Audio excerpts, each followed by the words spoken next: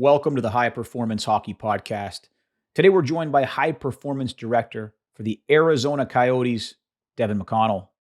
Prior to his time with the Coyotes, Devan served as the Director of Performance Science and Reconditioning for the New Jersey Devils.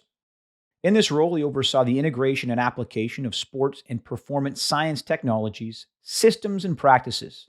Devan also assisted with the day-to-day performance training of all NHL athletes in the organization, the return to play training of injured athletes, and the organizational vision and directive of the performance department at both the National Hockey League and American Hockey League levels. Prior to his time in New Jersey, Devan served as the head of hockey performance and sports science at the University of Massachusetts Lowell. He was responsible for the oversight and development of all aspects of physical development for the ice hockey team. We had a very, very interesting conversation today with Devan regarding his background, both at the collegiate level, the professional level, the National Hockey League, how he continues to build the Arizona Coyotes high-performance model and staff. It's a really interesting conversation. Devan shares with us a ton of knowledge. You're going to enjoy it. Welcome to the podcast.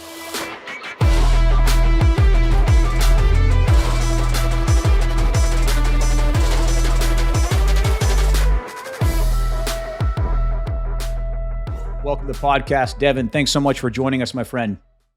Excited to be here. Thank you for having me on.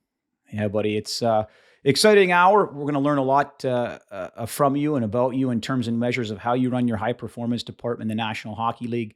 I wanted to start with asking you right now with the Coyotes, it's a relatively new appointment. 2020, 2021 is your first year. What are your current responsibilities within your department? So new role for me. I'm in my second season here. New role for the position as well. So, organizationally, like a lot of moving parts, a lot of new faces, sort of in all of our departments. If anybody that's familiar with the Coyotes, new GM, new coaching staff, new everything, right? So for me specifically, my role and my position, being kind of created out of thin air, there was a couple pieces to the idea behind it. One was to bring on board sports science as sort of a blanket term. There not been really any investment or any sports science tools, technology kind of in the past with past regimes. So it was just sort of the new management saw a need to kind of integrate that, whatever sort of that meant or means. And then the second side of it was creating this high performance model, which is really, to me, is about creating sort of this umbrella environment where we're trying to bring all parties of performance sort of under the same umbrella, having the same conversations. And, it's a cliche kind of concept to say, to break down the silos. But that's sort of the idea, is that, there are a lot of really smart, really good people in the organization from a back of the room performance perspective.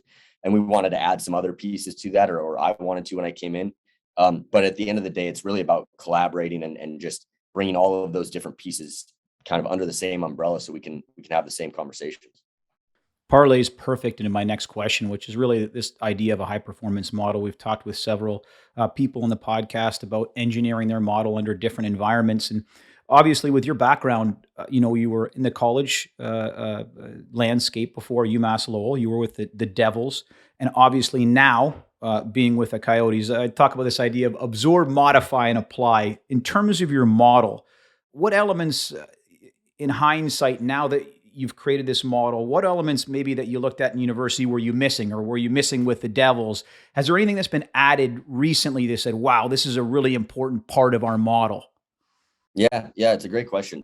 So it's interesting. I mean, I'll kind of backtrack a little bit with my two, primary experiences in my career. Again, sort of UMass Lowell being the head of hockey performance and sports science, and then which was a very broad, I wore a lot of hats kind of position, to my role with the Devils as director of performance science and reconditioning, where I wore many fewer hats and was had more of a specific niche within the organization.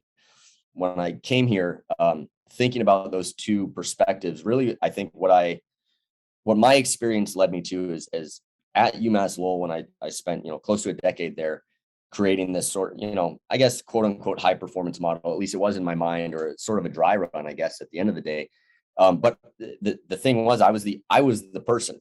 I was the strength coach. I was the director. I was the reconditioning coach. I was the sports scientist. I was the nutritionist. I was everything, right? Because when you're in that sort of setting, you wear all those hats, and there's pros and cons to that. As I look back, sort of in hindsight, and part of the question is, what maybe was overlooked. Well, when you're the person who's in charge of all those areas, then you answer to yourself. In some ways, it's really easy, because it's like, hey, this is how we're going to structure the warm up. This is what the periodization is going to look like. This is what I'm going to educate from a nutritional standpoint. This is what I can and can't bring on board from a sports science standpoint. I'm Wizard of Oz. I do all of that. Yeah. Fast forward to, to this level, to the National Hockey League. My experience in New Jersey, where they were and are continuing to build this high performance model under Dr. Chris Stackpole. My role there went from wearing all of the hats in college to wearing one of the hats and working within an interdisciplinary team. So that was a totally unique situation. Sure. And so when I get now into Arizona, I sit in this seat and I have those two sort of very polar opposite experiences. Looking back in hindsight, I think what I realize now is it's, in some ways, it was really easy to wear all those hats by yourself.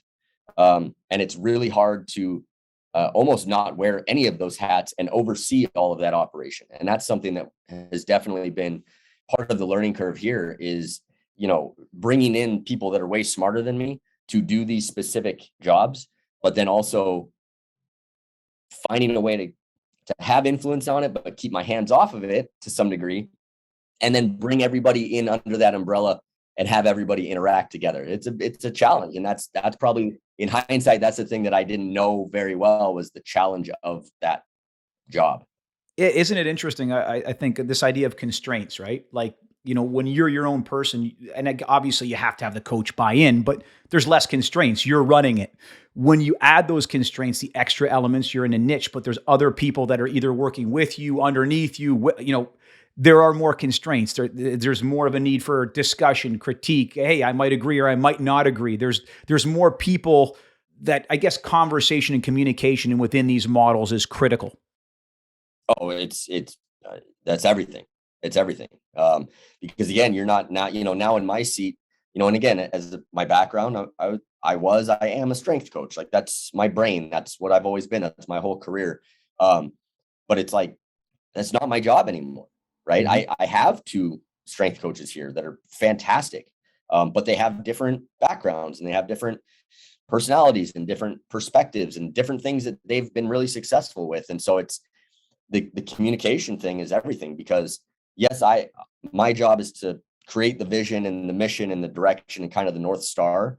And there's a way that I want things done, but also I have to realize that, again, like, that's not my job anymore. So to some degree, I have to be able to let some of that stuff go, and let my coaches do their job the way that they best see fit within, to your point, within the constraints. That's really, I have to build some constraints around our model and how we're going to do things. But then within that, I have to be able to let go and communicate where that's fitting within our vision and our model, and maybe where that's not, and where we need to shift things.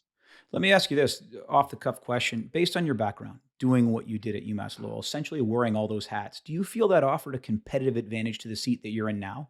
Meaning, like, hey, what we see now, and there's nothing wrong with this, by the way, but what we see now is a more sectioned approach, maybe whether it's the director of sports performance. Perhaps those people do or don't have strength and conditioning experience. Perhaps those people do or do not have a background in the game. You played college hockey. Looking at that experience from the university level where you wore those hats, do you feel that's a competitive advantage as a performance director or director of reconditioning in the National Hockey League? Yeah, for sure. I mean, I'm obviously biased because I'm in the seat, but yeah, I absolutely do. I think I've always seen myself as a generalist. That kind of that range idea from the book Range. I think that that's been very beneficial, because I've had experience in all these different areas. And again, I kind of, the whole time I was working at UMass Lowell, and I was trying to learn about what is a high performance model? What is high performance? It's, and different people have different perspectives, but my thought process as I went, as I progressed through my career at that level was, okay, what is something that I can bring on board, that I can learn about, that then I can share with my athletes, or provide for my athletes, that, improves their ability to play the game. And Yep. again, whether that was upping my knowledge in nutrition, whether that was, going down the rabbit hole into sports science, that I obviously, it kind of became a niche for me. Learning more about sprint mechanics and speed development, when that became sort of a shift in mindset. All of these different areas, Yep. having my hand in all of that, because I was the only person, I think has been very beneficial for me, because again, now I think a lot of my role is trying to identify where are areas that we can improve the service to our athletes in this organization. And because I've seen a lot of different areas, and been a generalist in a lot of them, I'd like to think that I can identify areas that are places we can improve. And again, that might be at this level, that might be going and hiring somebody. We hired a full-time dietitian, nutritionist this past summer, because I identified that as an area that, yeah, like, I can use some nutrition knowledge, right? Some Yeah. nutrition 101. And that's been kind of the model in the National Hockey League. The strength and conditioning coaches have handled that stuff for the most part. Or you've had a part-time person, but that's somewhere that I identified, okay, like, I think that this is something that would be really beneficial to our organization if we could bring in somebody that's way smarter than me, way more adept at this, as an expert in this area, and they can be full-time, and they can, provide service. So I think, to answer, long answer to a short Yeah. question. Yeah, I think being a generalist early on and wearing all those hats, I think was really beneficial to me, to be able to see a broader view of what performance means. Love it. I haven't read the book Range yet. I'm sure it's a fantastic read. I did read the book, though, heavily recommended by Stu McMillan, called The Neo-Generalist. And I think what you're referring to, i- i- the Neo-Generalist, in other words, is a serial specialist. And essentially, instead of digging so deep in the rabbit hole, if you look at the performance landscape, you dig so deep, you look up and you can't see the landscape. This idea is that you dig many holes, always having sight and view of the landscape, where you have this dragonfly lens, which is, in my opinion, like you said, this is I think, a competitive advantage in terms and measures of having that kind of background and skill set.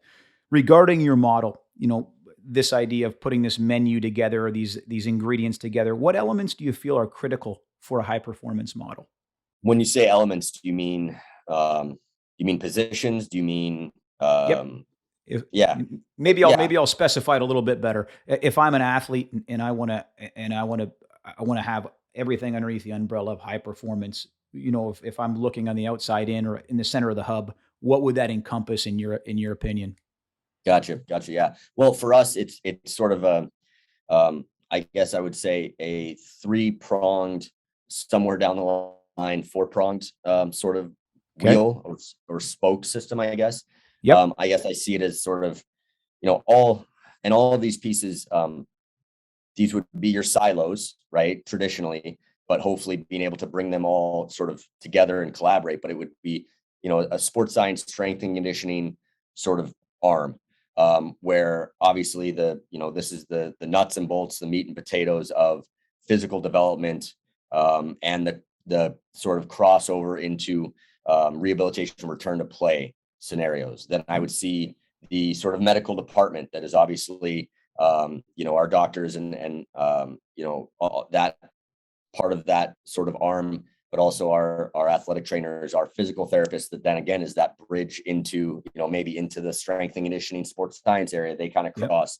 Then nutrition is a separate sort of arm, but our nutrition personnel and program really involves cross collaboration, again, back into the middle of that wheel, or that spoke system, where our head nutritionist has a strength and conditioning background, so he can sort of bridge into that area. So I guess sort of in the middle of all of this, and again, I'm biased because of where I've come from, but Sure. but from a performance-based methodology, this strength and conditioning perspective, I guess, physical development perspective, to me sits in the middle, and is supported sort of on all sides. And then those are the three primary areas. And then I say down the road, the fourth area, because I think sports psychology and sort of that area is it's not something that is fully integrated yet here, to be frank, but that's somewhere where I think that's sort of the next area and the next arm, or the next spoke system, maybe, if we want to use that analogy,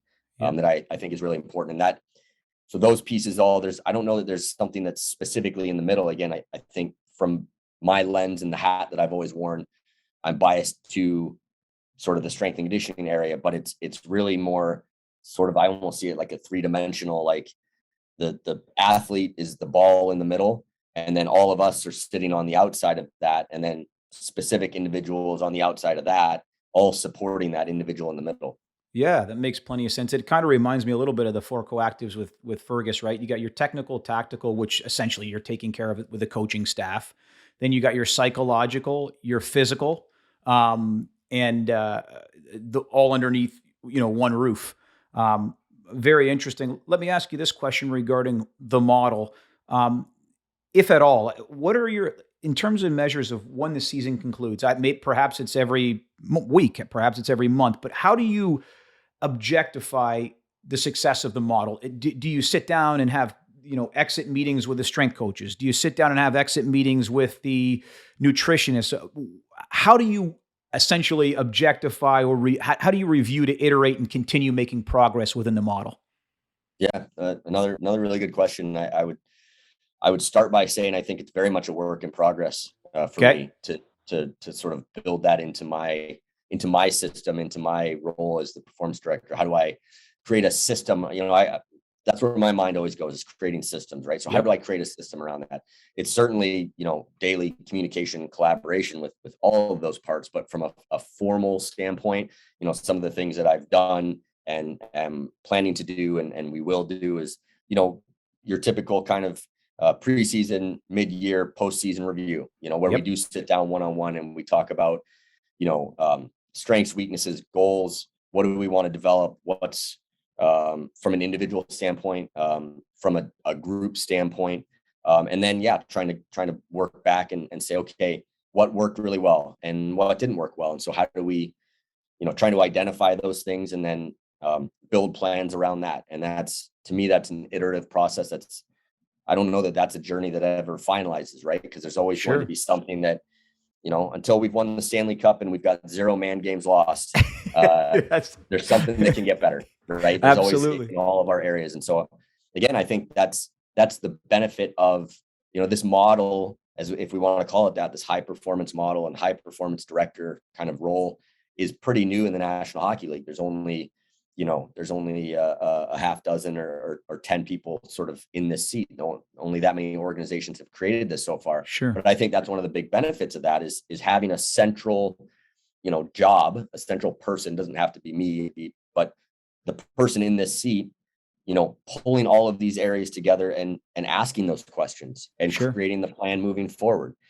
Because I think, at any high level of athletic performance, whether it's college hockey, the National Hockey League, Major League Baseball, any of these, it's almost impossible not to lose the forest for the trees. I mean, the day-to-day is just so chaotic and so many balls in the air that, if as the practitioner on the floor, running the workout, adjusting, modifying, individualizing for these three guys, putting out fires with the guy that just got off the ice who blocked a shot in warm-ups and now he's a healthy scratch, and just all of these things that happen. And it's like, and then how do you sit back? When do you even sit back and go, okay, what's going well and what's not going well?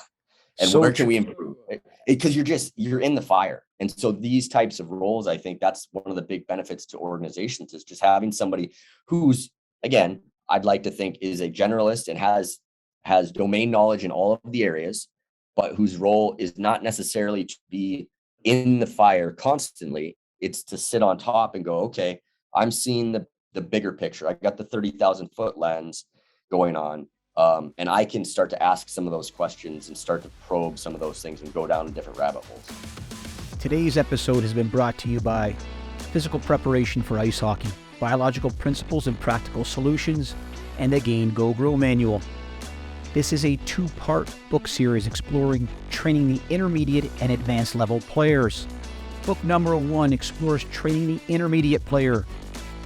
Chapters include long-term athletic development, considerations, speed training, power training, strength training, and program design. The Gain Go Grow Manual explores training the high-performance hockey player. Chapters include biomechanics of ice hockey, considerations for high performers, minimizing adaptational risks while upsizing gains, the Gain Go Grow model, and example microcycles. More information can be found at Amazon.com. I like that a lot, which is I'm going to pivot and I want to talk about this idea now, sitting back as a performance director. In terms of technology, maybe I want to back up a little bit because I know perhaps a better question or a better place to start is there a checklist or a kind of a manifesto that you use for what you even want to measure? And let me give you an example. I read a very interesting book, oh gosh, probably a year ago, called The Tyranny of Metrics. And it's written by a gentleman by the name of Gerd Muller. And I took 5 really important points. And he was talking in this particular book, not of sports science. He was talking more about academia. He's talking about the economy, other chaotic systems. And he talked about this idea, and there was 5 pillars, and I hope to remember them all. But this idea of animate versus inanimate, right? The idea of clouds versus clocks. We're measuring people that can respond, right? This idea of utility of significance. So ease versus significance, meaning let's not confuse the low-hanging fruit with what's really important, right? Which is kind of easy to do in sports science. Overall importance, which is the idea of, aside from outliers, what is the marginal cost of continuing to measure something? He talked about the opportunity costs, right? For every hour that we spend analyzing whatever the data is or the measurement is, well, that's an hour. If I'm a strength coach in my specific situation, that's an hour I don't have to train our athletes, right? So I have to trade off. And then this idea of this idea of like not all questions are going to be able to be answered. There's a wisdom in it, the fact that we can't solve the puzzle all the time. I didn't know, is there a checklist? And if it's in your mind, that's fine. It's not written down, but is there a checklist of, hey, like these are some of the reasons or the bullets that my measurement checklist. This is why we're measuring. Does that make sense? Yeah, it does. And that book sounds I'm going to have to go get that book because that hits the nail on the head to me. So I'll start with saying, like, to me, sports science is about asking questions and better understanding, your environment, essentially. Yep. Our environment is hockey players. The end goal, and this is important for all of us, whatever hat we're wearing, is to remember, especially at the NHL level, the end goal is to win, right? Is to have our players perform as optimally as possible and to win games. So with that being our end goal, and then the idea of sports science, to me at least, being better understanding all of the things that are going on that hopefully will get us to that end goal. That's where my checklist starts. And that's where I start to go, okay, we're trying to win. I'll make the example, but so we want to play a really fast up-tempo game. Okay, are we fast and up-tempo? Well, we look fast to me, and I have domain knowledge. I played hockey at a fairly high level. Like, we look fast. So does the other team. I wonder if I could measure that. Can I measure that? Should I measure that? Okay, I continue to go down, my checklist in my mind. Yeah, you can measure that. There are external loading tools out there to be able to measure speed, game speed, things like this. Okay, is that something I want to go down and pursue? Is that something that checks those boxes of, knowing these things probably help us perform better? That's an educated guess, but yeah, probably knowing how fast we are, how fast we're not. So when I think about, procuring tools, what are the tools from sports science that I want to use or we want to get to? It's sort of a reverse engineering from, again, end goal, winning games, trying to win a Stanley Cup. Like, the reason I left college to work in the National Hockey League is to win a Stanley Cup ring. Like, that's why I did that at the end of the day. So working backwards from all those things. And then it's like, okay, what is the landscape of tools and technology and sports science stuff that's out there? Because you're right that you can measure everything, but everything doesn't matter. So it's beginning to understand or ask these questions, what, and again, they're educated guesses. What might work for me might not work for somebody else, but what is something that I can measure that makes sense in our model to improve upon? Sure. So again, I use that example of speed. Well, if we want to be fast, I need to know what fast is. Once I know what fast is, I need to know, well, what drives fast? If we're going to develop fast players, what drives fast? Once I've decided what drives fast players, then, well, how can I measure? Do I need to, and how can I measure those things? And we work down, all the way down the rabbit hole. And this is, now we get into sort of the micro of, I guess, sports science periodization is what's our bottom floor and where does that get us to? I don't know if that made sense. I rambled a lot. No, it makes plenty of sense. And I love the idea of what you just said. You start from the scoreboard and work backwards. Your job is to win hockey games. And let me ask you, and I think we agreed upon this, but do you find that the closer it is to the scoreboard, the tougher that is to measure things, right? Like it's really tough. Hardware and software, right? Like you can measure the hardware at times, the speed, linear speed, whatever. But when the puck drops and you have to read and react and where someone, that's the stuff that's really difficult to measure. But it makes plenty of sense to me. And I love this idea of reverse engineering from the scoreboard. Speaking of that, to piggyback on this next question, when you procure technology, is it, I wrote this question down just because this is the way my brain thinks and we all think so differently, but I was thinking more on this idea of movement, performance, and stress response, meaning, how does the athlete move? How do they respond to stress? And then, baseline performance test. Do you kind of bucket those as a performance director when you procure technology in those categories? Is that how you view it? Yeah, I don't know if I've thought of it specifically that way, but that makes sense to me. I think of it as sort of like, what are the tools that can help us better understand hockey performance, right? Yep. So for us right now, like that's your internal and external loading stuff. Like that's what our players can utilize, on the ice in practice so that we can better understand what's going on there. And then I think about, again, I kind of reverse engineer, but it's like, okay, what are the things, in training, in the training process, what are the tools and technologies that can help us understand their movement, right? So you could put it under the movement box, but also train their movement, right? And that can be, that's anything from resisted sprinting tools. If we're going to try to analyze sprinting and sort of locomotion and train that can be things like, velocity-based training. If we're going to extrapolate into more of our traditional barbell-based strength work and utilizing tools and technology to understand how somebody moves from a force power perspective and then train them from a force power perspective. Sure. So all of those things kind of fall into, you could put them into those buckets that you've created that, again, not necessarily how I've thought of it in my mind, but I think makes a lot of sense from my perspective as far as where do these tools kind of fit? It's, catapult, external loading, theoretically we could use it in the weight room to analyze movement there, but not really the right tool for the job there. That's more of an on-ice perspective kind of tool. Sure. 1080 sprint, we can resist and analyze, speed and sprint and locomotion. We can do that both on and off the ice, right? So that kind of fills a couple of buckets potentially. So you can kind of put things in different places, but that's how I start to think about where these items go. Makes plenty of sense.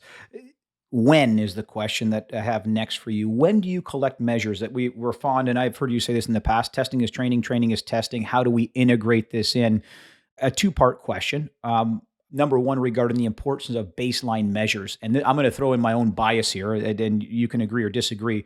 I just think it's critical in training camp or at the start of camp, right, that you're collecting these numbers, obviously because they're correlated maybe with skating ability. They don't have wear and tear on the organism, meaning like you're not competing with ice touches when training camp occurs. But probably most importantly is you can use these as baseline measures if an athlete gets injured. So my question for you is the importance of baseline testing at training camp, and then how do you and when do you collect measures during the hockey season? Yes. So all of that. Sorry No, about rambling on my own biases. I think of it the same way. So we every exercise is a test, every test is an exercise. Like we're sort of measuring, monitoring, constantly collecting information. Certainly not in season. In the National Hockey League in season, we're not doing testing. Like we're not doing mid-year testing. Like maybe I had done at times in the college setting. Totally different. But are we collecting data on our athletes in the training process constantly? Absolutely. So yes, so we're getting information on how our athletes are performing all of the time, and whether it be on the ice or off the ice, for sure. But I totally agree with you. I think baseline testing is absolutely crucial from a couple of perspectives. So I'll give you the broad brush is that we test at training camp, at the beginning of the training camp, just like pretty much everybody else does. Yep. Whatever our battery of testing is. We do development camp testing is hugely important. Like we're an organization that's very much under, going through a rebuild. And so the development of our young prospects over the next few years is really going to be make or break. So knowing who our athletes are physiologically at the NHL level as a baseline for the organization is crucial, because now we can compare our players as they're coming into the system when we assess them. Hey, you're here. This is what a first line center in the NHL looks like for us. This is the difference. This is what we need to work on. That's one perspective. Next year, when those players come back, then we have a baseline on them. We want to see growth, etc. But then also in season, we need to have a baseline of information on, when you were at your healthiest and your best, and before you got beat up in training camp, what did you look like? So that if something happens to you in season, and something happens to almost everybody in season, we know what you were like. And so we can make more informed decisions in the return to play process to say, hey, you are back to 100%. Sometimes you're back above 100% in certain metrics, depending on how long a guy is out with an injury. We are good to go. You are awesome. Or you know what? It's you're not entirely back to your where you were at from a left-right asymmetry standpoint in the force plates in the preseason. But we're confident, along with our medical staff and our doctors and the process, that you're close enough that the realities of you need to get back, we need to get back. You're safe to get back, even though you're not where you were in preseason, and nobody really is. So again, rambling answer, but baselining is absolutely crucial for a number of reasons for us, both in season and long term. 100%. Question, if you're able to answer, and if you're not, no big deal. Do the Coyotes currently right now do on-ice testing? And then where do you, would that be essentially, your opinion, probably one of the most valuable in terms and measures of starting the season and being able to, like, if you collect baseline on an athlete, right, that's their environment, right? So probably the most conducive to be able to retest should someone get injured? Yeah. We do on ice testing in our camps. I think that's prior to me, they did some on ice testing as well. So it's something that's been in the organization for a while. I think it's an area still that we can probably improve our return to play protocols to utilize some of that information better than we have. But we certainly have used things like sprint times and asymmetry indexes on the ice in sprinting based on our return to plays. But we also do conditioning tests, and there's some other things that we're sort of mulling about, whether to, it's an ongoing process. You add, like anything, you add a piece here, and then that didn't really work, and maybe you take that part away, but you want to have sort of your stable of baseline metrics to compare over time. And so that's kind of the process that we're at, is we have what we think is our sort of our most important pieces when it comes to on ice testing that are, kind of the big rocks, I guess. And then it's adding and subtracting the little rocks over time, but then building those pieces into our protocols as well to be able to identify. And to that point as well, and maybe not as much from a testing perspective, but a lot of our daily internal, external load monitoring becomes our de facto return to play assessment, because we know, what does your load look like in a typical practice? And now we can reverse engineer and create a periodization, say when we get back on the ice and we start to progress somebody in a return to play, we have these metrics now that weren't necessarily a standalone test, but when we've practiced, 40 times over the course of a year, we know what your practice looks like. Makes plenty of sense. Question piggybacking off that on ice test question. Who's the gatekeeper when it comes to that? Are you able to educate the coach as to why you think that's important? Was that a coaching choice? Hey, we're going to do XYZ test. I've done it that way, and this is how I want it done. Or did you have, I know every environment's different. How did that work currently within the organization? Yeah, a mix of everything, to be honest with you. There was some on ice testing that was, in my opinion, was done really well prior to me being here, and we've held on to some of that, Yep. and continued with those protocols. There were some things that I brought that I felt like was really important from a performance development and a sports science perspective, Yep. and sort of a training philosophy perspective, that I wanted to integrate. And then Yep. there's some things that have come. We have a brand new head coach and coaching staff, and some things that they were looking for, that they wanted to see, from their end. So it's a collaborative approach. I don't know that there's a single gatekeeper.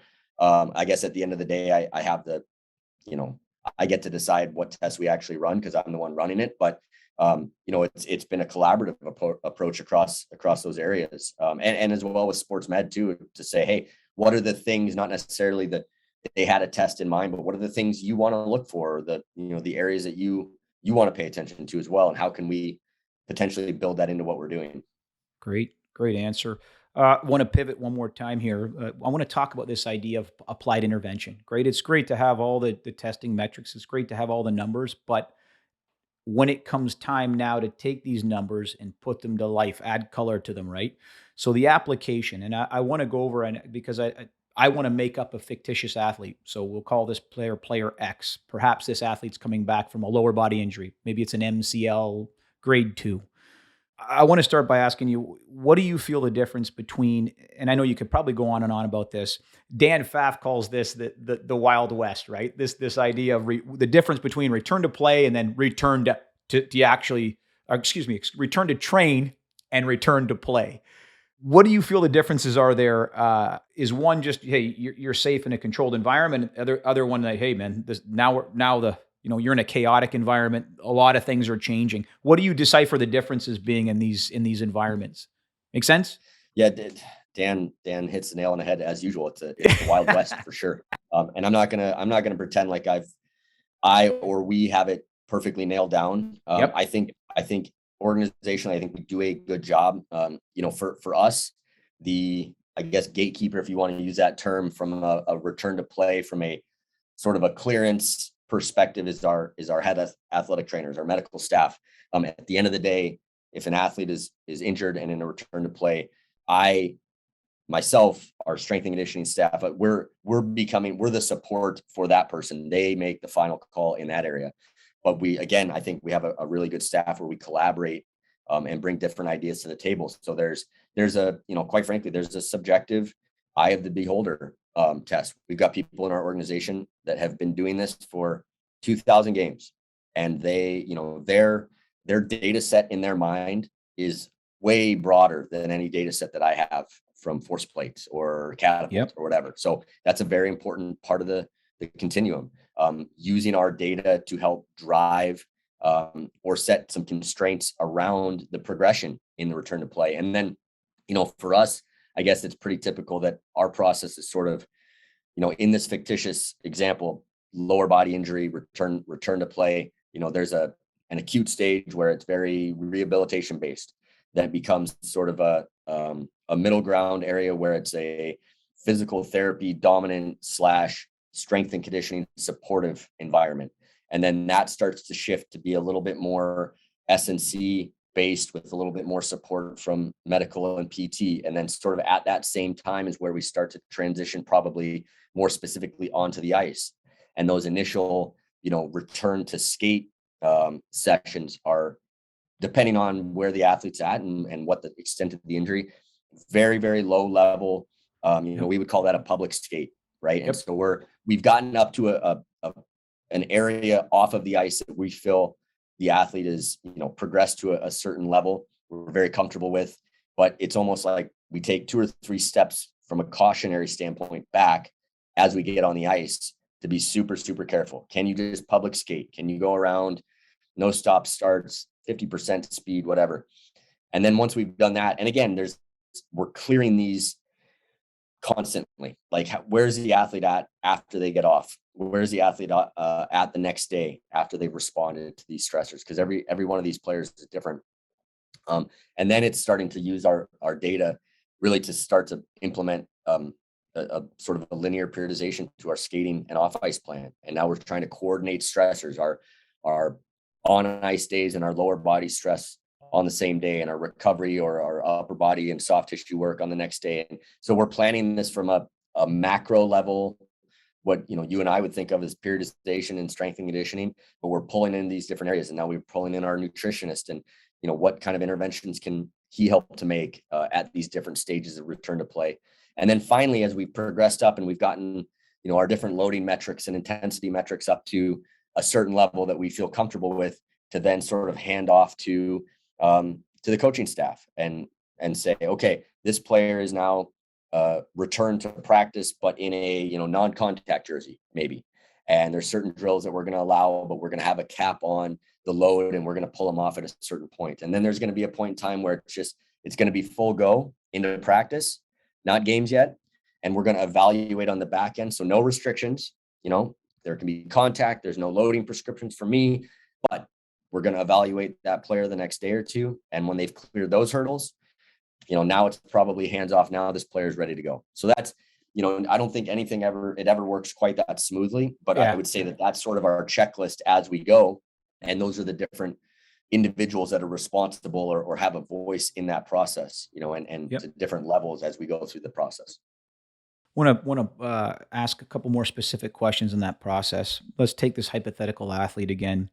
From a performance standpoint, are we looking at asymmetries for whether it's the force plates, the propulsive or braking impulse index? Is that something that we look at, a left to right difference, making sure if we're looking at research, perhaps there's a less than 15% asymmetry or whatever those baseline numbers were?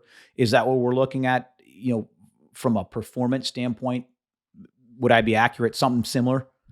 Yeah, 100%. Yep. So we have a couple different tools that we're going to evaluate asymmetry or lack thereof in different patterns. Force plates being one of them. If it's appropriate, sometimes it's not appropriate.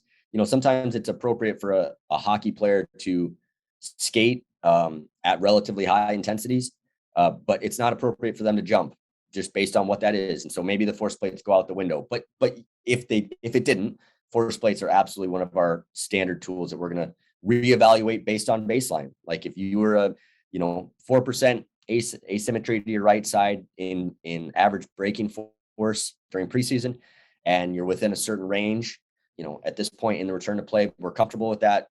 What's the next step? We may go then to something that's a little bit more, I guess we would say, quote unquote, hockey specific. And we're fortunate to have a 1080 quantum, so we can do some sort of isokinetic resisted frontal plane. I call it like a skater push. It's kind of a lateral lunge kind of movement.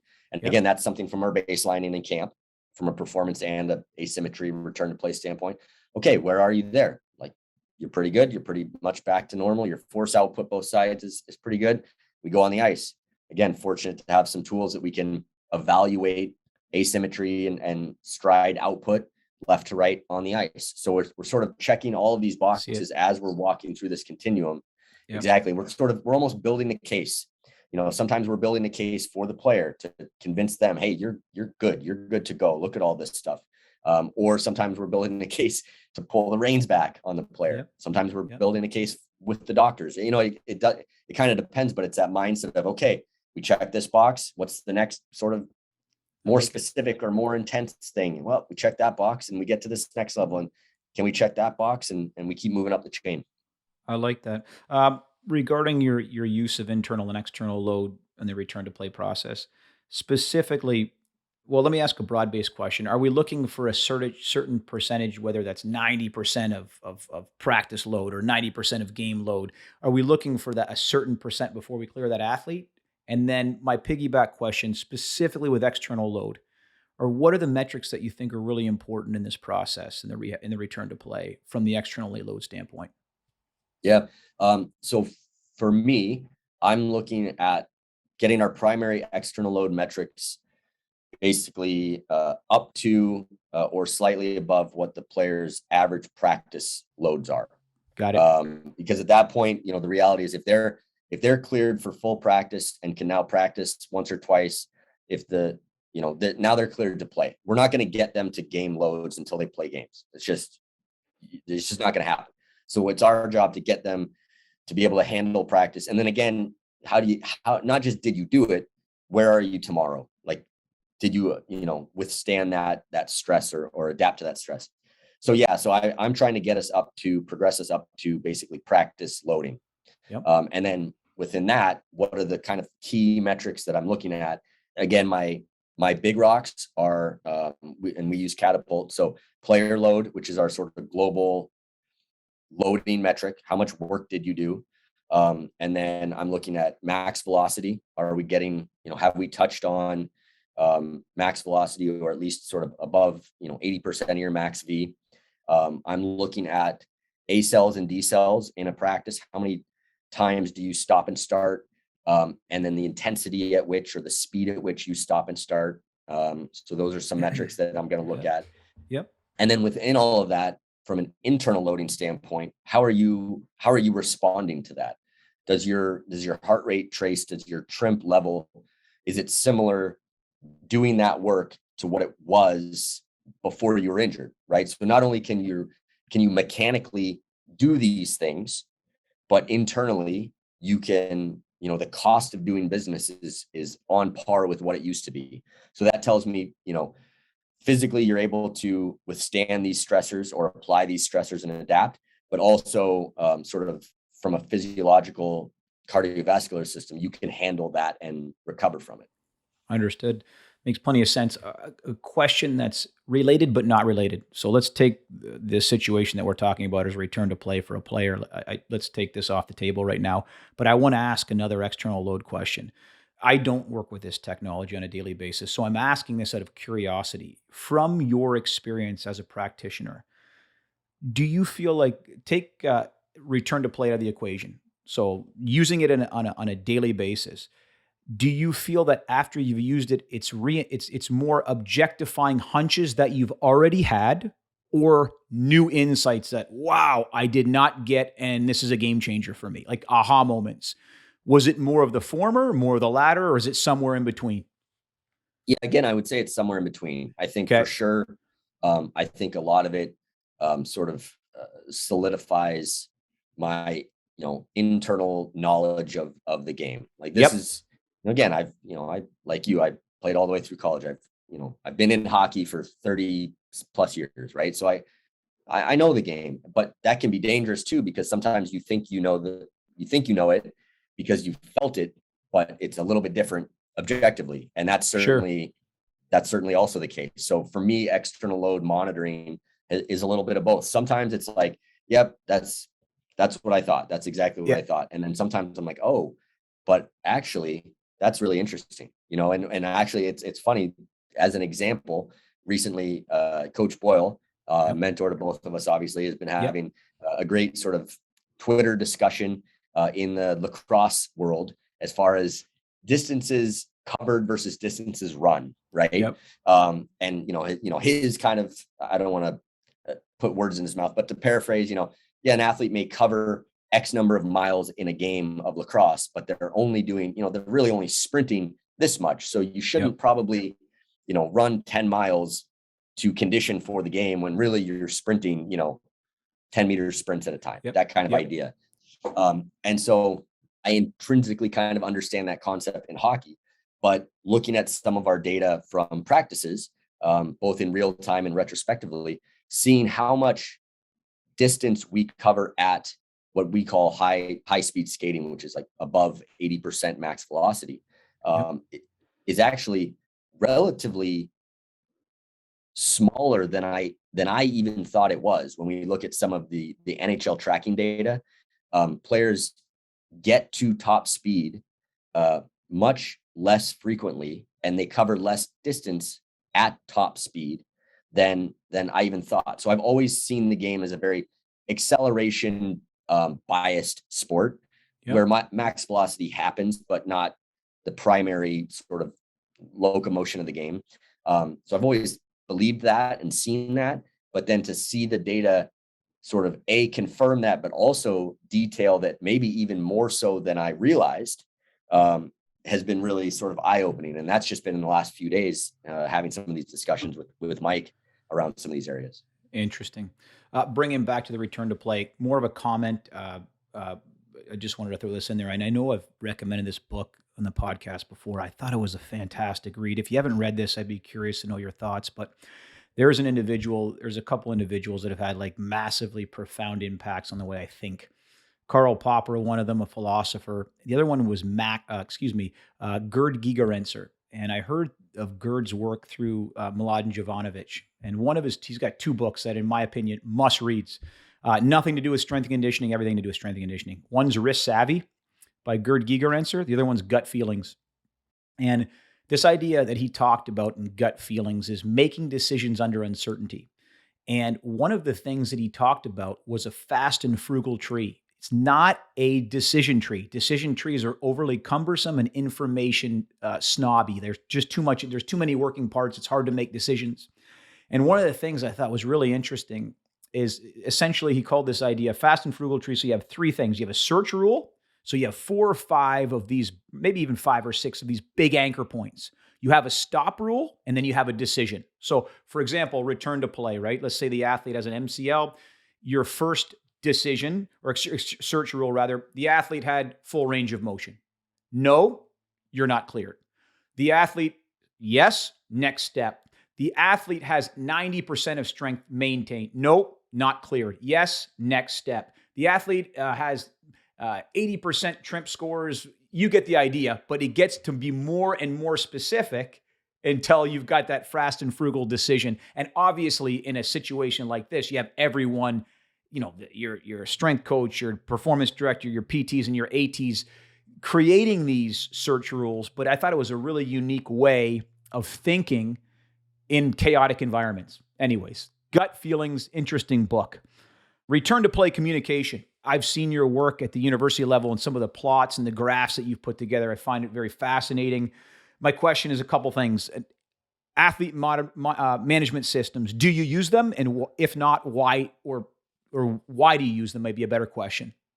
Yeah, we do. We've just this year started using an athlete management system. Okay. The primary reason, so there's a couple reasons. Okay. One, a centralized warehouse storage spot for all of our information from sports science, from strength and conditioning, from medical, from nutrition. Again, okay. Sort of middle part of, the hub of the wheel, right? Yep. So everything can be in one place. And then all of us on our different spokes can access that information together. I can see exactly what our strength and conditioning coach is programming. Our strength and conditioning coach can see exactly what our physical therapist notes on a specific player that he was working with are. So that's the next piece, is being able to see all of those. The next layer of that is really the analyzation of the information. So it's a warehouse, it's a communication tool to pull us all, in our different areas into one spot under one umbrella. And then it's to be able to start to analyze these things that may be coming from different domains, right? Sure. As an example, we have maybe we have a player who ends up with missing a couple of days or a couple of games with lower body muscle strain, I don't know, hip flexor, something like that. And I, coming from sort of the sports science angle, I think, well, his acute chronic workload was getting pretty high. I'm looking in retrospect, maybe we should have sort of flagged that and done something there. And our strength and conditioning coach is looking at it and saying, yeah, you know what? He was complaining of a kind of a tight hip flexor the week before. I wish I had kind of remembered that and flagged that. And our massage therapist is going, yeah, you know what? For a guy that kind of never is really low maintenance, never gets on the table for like 4 or 5 days in a row, he wanted some extra work done. I should have flagged that. I should have noticed that. Well, now that information's in one spot, and now we can overlay that. And not only all of us can see that information, and listen, we have staff meetings every day and we communicate and we have a great group, but stuff still falls through the cracks, right? So it's a place to try to avoid that. But then also we can look at that and start to overlay that information and start to see our what's our workload information overlaid with our, our manual therapy touches overlaid with any specific notes from anybody in our performance department, so that, hopefully we can identify what the missing gap was. And so next time we have a better lens through which to view what's going on, in this ever going quest of trying to eliminate or mitigate as many, non-contact injuries as possible. Again, Holy Grail, Stanley Cup, 0 man games lost. Like, how can we reverse engineer and try to work towards that? That's the idea. I like it. I have not had experience with the AMS units or the products rather. For me, in our private facility, we'll take the data, we'll analyze it, whether it's box and whisker plots, whether it's most of it's all done in Excel. My question is, with that AMS system, do they graphically give you and spit out those representations for the coaching staff, or do you go take that information and create your own within or aside from the AMS? Yes, and there's some things that are certainly built in, that are, a standard. I don't want to call it stock because it's things we've built or have built, but we're not necessarily changing this. It's not our sandbox to tinker around. It's like, okay, this is a standard thing we want to see. Got it. Often, and that's going to be built in the AMS. And then there's going to be things, that quite frankly are still in the cloud systems of what we use. There's some stuff that's still that I like to look at in Catapult software that's different from that information in the AMS. And then sometimes it's really, hey, I have this idea and I want to tinker, and I'm gonna pull the data out of the AMS because that's our warehouse, and I'm gonna visualize that in Excel or in Tableau or Power BI or something else where I can kind of a little bit more granular and kind of play around with it and see. So it's a little bit of a mix of everything. It's, some of that is stored and warehoused and is our standard. We want to see it every day. Some of that lives better in its own area. I don't know if you use GymAware at all, but GymAware's platform, there's stuff that we look at. We just stays in GymAware and we look at it there. And then again, there's stuff that we'll pull out and I'll do on my own. Do those AMS units right now currently, like, for example, internal, external load for Catapult, First Beat, GymAware, I'm just naming, do those technologies they're all able to be input into this AMS, correct? Is like most all technologies? Is that how it typically works for a good AMS unit? Different AMS systems based on how, the size of the company and how long they've been around have more of these integrations built in than others. Got it. I think we use Conduct. So the system that we use has they have a lot of integrations already built in. So most of the tools that we have available, that we have APIs built in, so the system automatically flows in. Some of the things that we have that they didn't have integrated with, they're able to build those in on their end. I think it's just a matter of sort of the specific AMS company, what they're kind of, I guess, how big they are, so to speak, what they're able to do. And then on the other side, are these tools that are fairly common in our space, or is this a startup company that is, has a completely new technology that you're, wouldn't be integrated with anybody yet? And then, then it's really about connecting those two companies to say, hey, I really want to have this information here.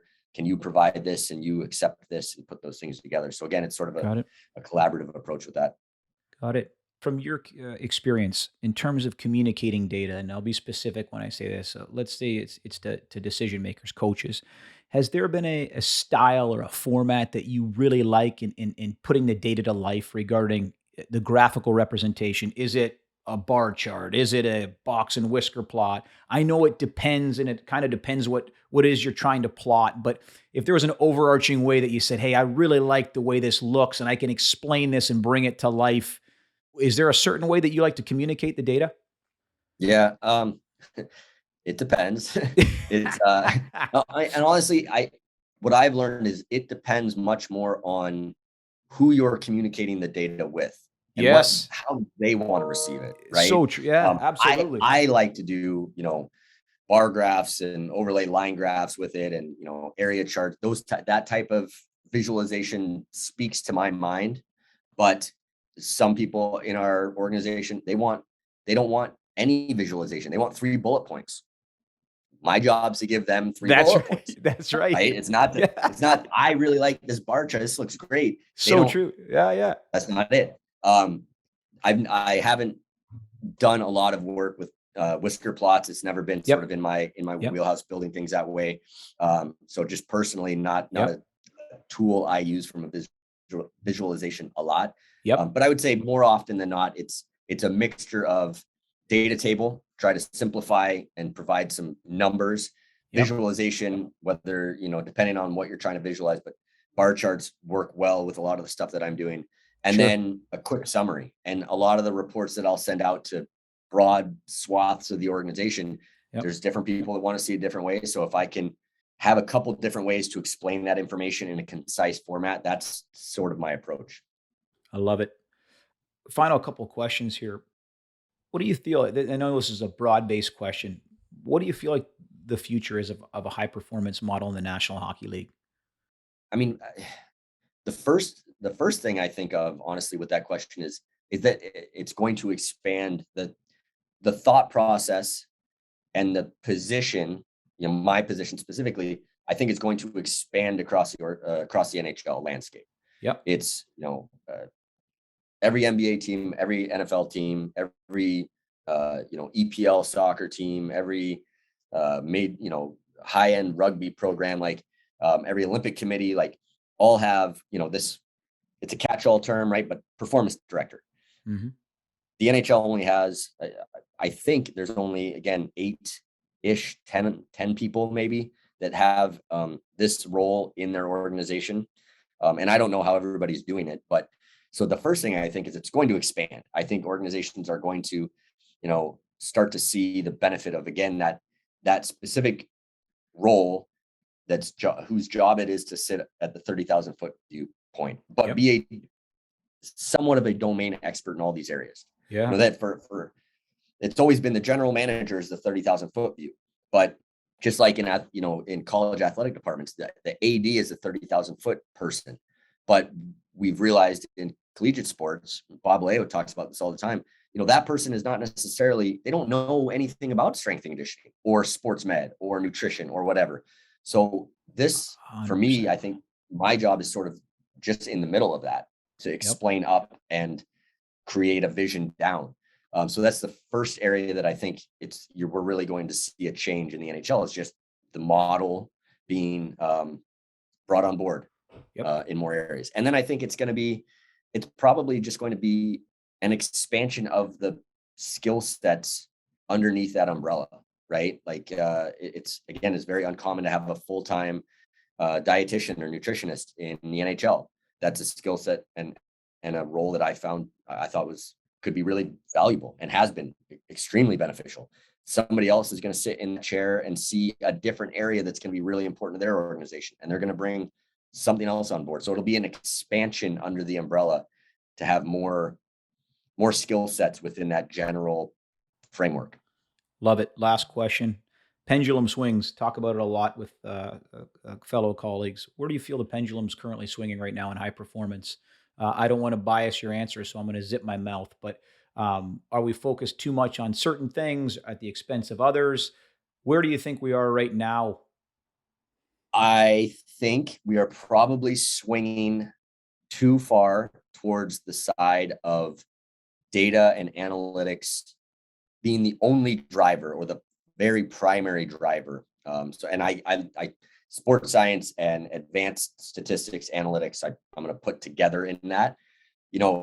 Maybe I'm talking myself out of a job, but as big a piece of sports science is, it's a tool.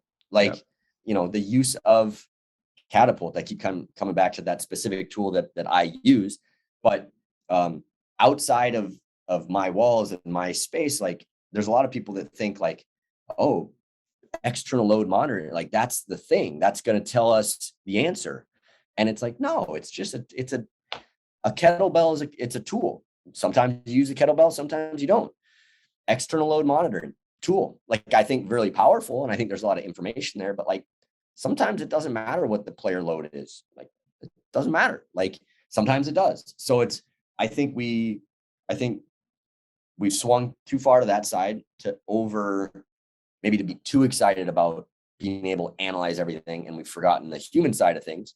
But at the same time, like, all the way on that side of the pendulum, I don't think is correct either. To just negate information, because it came from off a computer, I think probably is foolhardy as well.